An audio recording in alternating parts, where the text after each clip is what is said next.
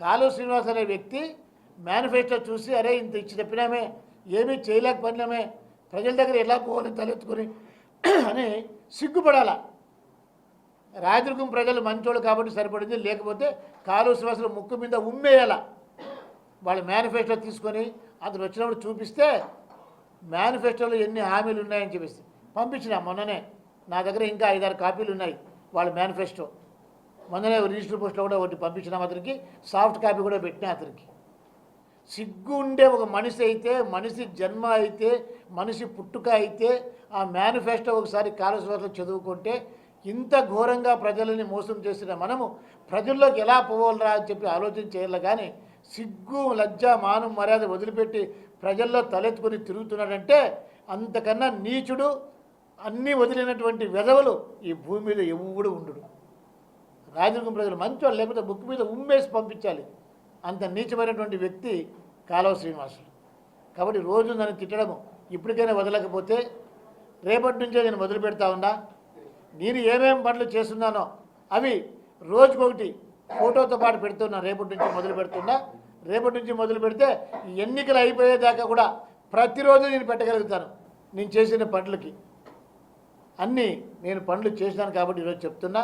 రాయదుర్గం ప్రజలకి అండదండగా ఉన్నా. నేను ఓడిపోయినప్పుడు కూడా ఎంత చంద్రయాత్ర గెలిచింది 1800 ఓట్లు.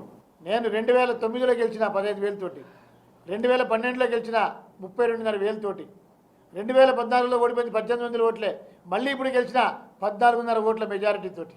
కాబట్టి రాబోయే రోజులలో అతనికి ఓటమి భయం పుట్టుకునేది. గజగజ వణికిపోతున్నాడు. ఎన్నికలంటే భయపడిపోతూ ఉన్నాడు. ఓటమి అతను ఫిక్స్ అయిపోయింది. కాలువ ఓడిపోతున్నాడు అనేది ఫిక్స్ అయిపోయింది.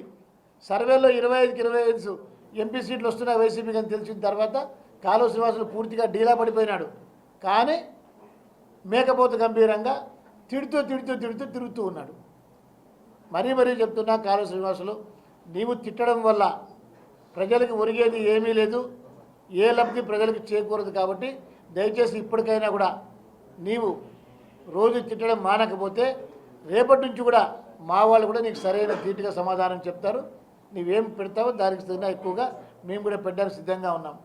రాయదుర్గం అభివృద్ధి అయిందంటే ఏ లెక్కాచారాలు తీసుకోండి, స్వాతంత్రం వచ్చిన తర్వాత ఏ 5 సంవత్సరాల కాలం అన్నా తీసుకోండి, రామచంద్రారెడ్డి ఈ 5 సంవత్సరాల కాలంలో అయినంత జరిగితేగిన నేను ఆ రోజు సమాధానం చెప్పాను. ఏదో ఒక రోడ్డు వేసేసి నేషనల్ హైవే, సెంట్రల్ గవర్నమెంట్ వాళ్ళు నేషనల్ హైవే వేస్తే ఆ డబ్బంతా తన లెక్కలోకి వేసుకుంటే అవన్నీ ఏం జరగవు. అక్కడ